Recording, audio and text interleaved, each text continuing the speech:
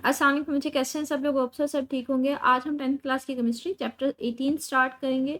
Start करते हैं इस चैप्टर को। सबसे पहले तो हम लोग पहला इसका टॉपिक है arrangement of ions in salt. सबसे पहले हम बात करेंगे साल्ट बनता कैसे है, फिर हम लोग देखेंगे कि उसमें आयंस जो डिफरेंट तरह के आयंस होते हैं वो किस तरह से अपने आप को अरेंज करते हैं, किस तरह का उनका पैटर्न होता है। सबसे पहले तो कहते हैं when acids neutralise bases are alkalis salt and water are form. बच्चे न्यूट्रलाइज का मतलब होता है कि अगर आपके पास स्टार्ट में बेसिस हैं या और एसिड्स हैं, तो जब वो दोनों आपस में मिलेंगे तो बच्चे ना वो बेस रहेगा ना वो एसिड रहेगा, बल्कि हमारे पास क्या हो जाएगा, साल्ट हो जाएगा, साल्ट बन जाएगा। ये बेसिकली ना अगर हम लोग बात करें बेस फॉर एग्जाम्पल, ये मेरे पास बच्चे एसिड है और ये मेरे पास बेस है। एसिड बेसिकली किसको बोलते हैं, जिसमें हाइड्रोजन आयन मौजूद होता है। बेस किसको बोलते हैं बच्चे, जिसको हाइड्रोक्सल आयन जिसमें मौजूद होता है, मतलब OH जो है ना नेगेटिव मौजूद होता है।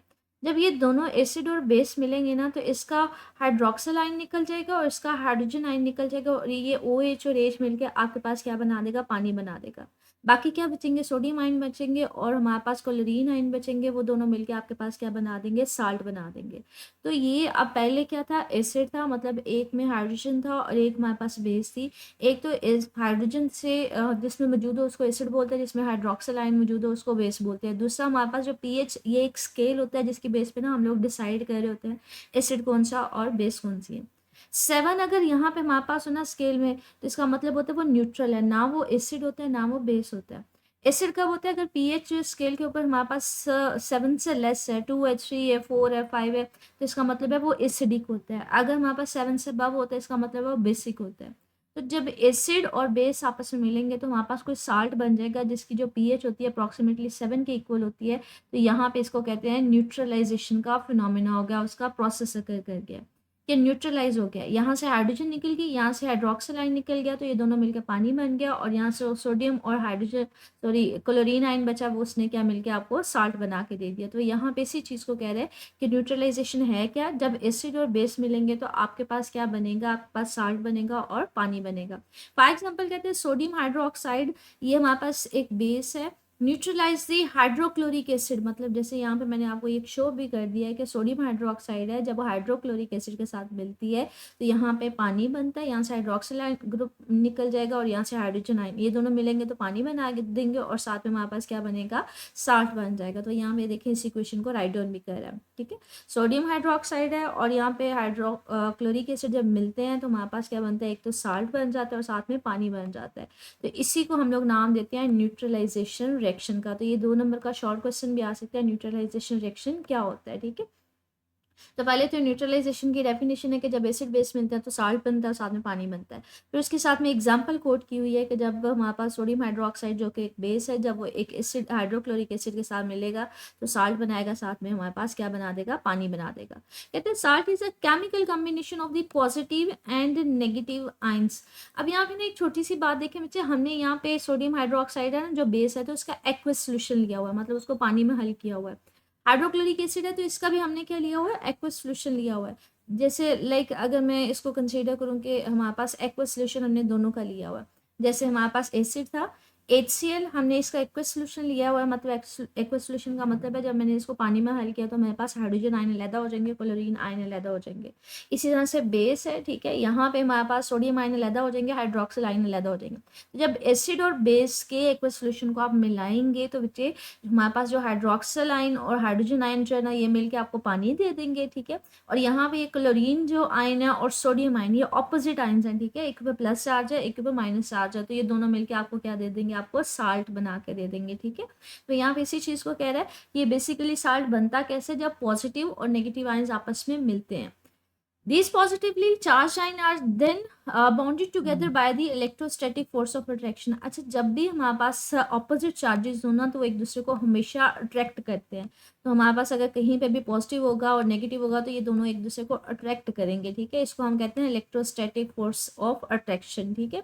तो यहाँ पे इसी चीज़ को कह रहा है कि यहाँ पे हमारे पास हाइड्रोक्सिल आयन हाइड्रोजन आयन ने मिलकर तो पानी बना दिया, बाकी क्या बचा, एक तो सोडियम आयन बच गया, एक क्लोरीन आयन बच गया। तो ये ऑपोजिट चार्जेस होते हैं हमेशा एक दूसरे को अट्रैक्ट करते हैं, तो इसका मतलब है इनके दरमियान इलेक्ट्रोस्टैटिक फोर्स ऑफ अट्रैक्शन पाई जाती है।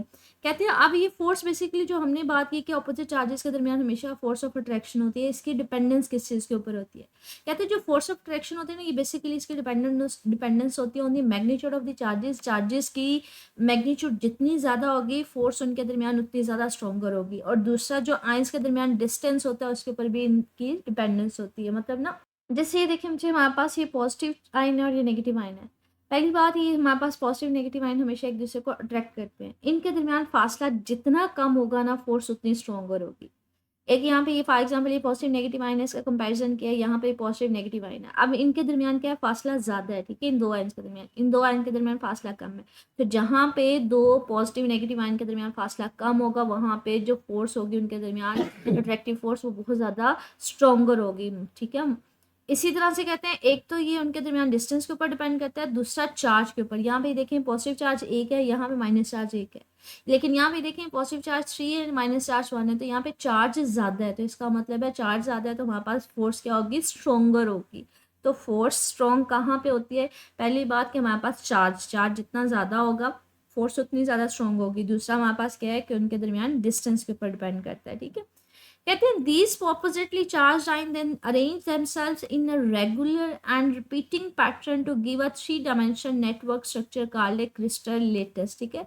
क्रिस्टल लेटिस की हमारे पास यहाँ पे डेफिनेशन भी आ रही है। कहते हैं जो हमारे पास सोडियम और क्लोरीन आ गए ना, जैसे मैंने अभी आपको दिखाया भी था कि सोल्यूशन में हमारे पास क्या होता है, सोडियम और क्लोरीन जब आयंस आपस में मिलते जाते हैं तो वो कंबाइन होकर साल्ट बनाते जाएंगे। कहते हैं ये जब साल्ट बनाते जाते हैं ना, तो वो हमारे पास सोडियम आयन, ठीक है, क्लोरीन, फिर सोडियम, फिर क्लोरीन, तो इस तरह से ना ये एक 3 डायमेंशनल पैटर्न जो है ना अपने आप को अरेंज करते जाते हैं, ठीक है।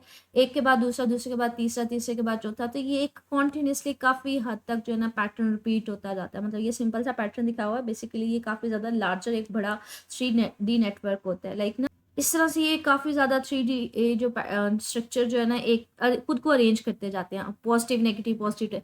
ये जो ग्रीन वाला ये क्लोरीन है और ये वाला जो छोटे वाला ये सोडियम है, chlorine sodium chlorine sodium chlorine sodium, तो एक दूसरे के साथ जो है ना अपने आप को अटैच करते जाते हैं। तो इस तरह से एक बहुत बड़ा जो स्ट्रक्चर है हमारे पास क्या होते जाते हैं, बनता जाता है। यहाँ पे तो एक सिंपल सा स्ट्रक्चर दिखाया हुआ है, अदरवाइज ये बहुत ज़्यादा कह ले हैवी 3 डायमेंशनल स्ट्रक्चर, मतलब काफ़ी आगे तक एक्सपैंड करता जाता है। The properties shown by the ionic compounds are due to the presence of their ordered structure. कहते हैं ये ऑर्डर्ड स्ट्रक्चर होता है, जैसे मैंने आपको यहाँ पे दिखाया भी है, हमारे पास क्लोरीन है, फिर सोडियम क्लोरीन, तो ऑर्डर्ड है, एक प्रॉपर पैटर्न को वो फॉलो कर रहा है, ठीक है। तो यहाँ पे बेसिकली यहाँ पे क्यों मतलब शो किया हुआ है, यहाँ पे ना टाइटली पैक शो किया हुआ है, ठीक है। लेकिन यहाँ पे सिर्फ और सिर्फ शो करवाया हुआ है कि स्ट्रक्चर होता क्या है, कुछ ना कुछ बॉन्ड लेंथ भी तो होगी ना, इनके दरमियान बॉन्ड बन रहा है, मतलब कोई ना कोई फोर्स है, अब वो थोड़ा बहुत तो फासला होगा उनके दरमियान, ठीक है। Under ordinary condition, the temperature and pressure of the ionic compound exists as crystalline solids। कहते हैं ऑर्डिनरी टेम्परेचर के ऊपर जो Na साल्ट्स वगैरह होते हैं ना, वो किस फॉर्म में प्रेजेंट होते हैं, वो हमारे पास सॉलिड्स की फॉर्म में मौजूद होते हैं, ठीक है। उनको मेल्ट करवाएंगे या पानी में हल करेंगे तो वो एक्वस फॉर्म में, लिक्विड फॉर्म में जा सकते हैं।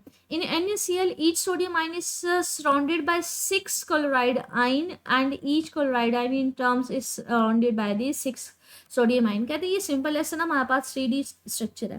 कहते हैं एक अगर सोडियम, यहाँ पे देखिए ग्रीन वाला कहता है जो छोटे वाला होता है वो सोडियम होता है, जो बड़े वाला होता है वो क्लोरीन है।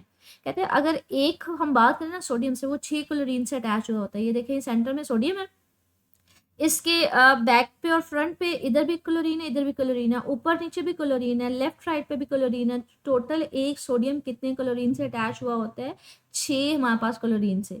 इसी तरह से एक क्लोरीन है 6, इसके ऊपर भी सोडियम होगा, नीचे भी सोडियम होगा, लेफ्ट पे भी सोडियम होगा, राइट पे भी सोडियम होगा, पीछे भी सोडियम होगा, आगे भी सोडियम होगा। तो अगला स्ट्रक्चर उस तरह से उसको शो नहीं किया हुआ, ठीक है। ये बेसिक उसका 3D स्ट्रक्चर दिखाया हुआ है, इसको क्रिस्टल यूनिट सेल भी बोलते हैं, ठीक है, क्रिस्टल लेटिस बोला जाता है बेसिकली। तो ये इस तरह से ना एक ह्यूज सा हमारे पास स्ट्रक्चर बन रहा होता है NaCl का, ठीक है। तो यहाँ पे सिर्फ एक याद रखिएगा, ये MCQ में भी पूछा जाता है कि एक सोडियम जो है वो कितने क्लोरीन के साथ अटैच होता है। These ions are arranged in the crystal lattice having the shape of the face centered cube। face centered cube का मतलब क्या कहते हैं, हमारे पास ये एक स्ट्रक्चर बन गया। अब इसमें जो face centered cube होता है, face centered cube का मतलब है ये फॉर एग्जांपल एक क्यूब मेरे पास बन गया। अब अगर इसका मैं सिर्फ और सिर्फ ये वाला फेस लूँ, ठीक है, ये वाला, अब यहाँ पे फेस में देखें तो हमारे पास ये सेंटर में मेरे पास क्लोरीन आ रहा होता है। एजिस में तो क्लोरीन है, लेकिन इस फेस के सेंटर में भी क्लोरीन है।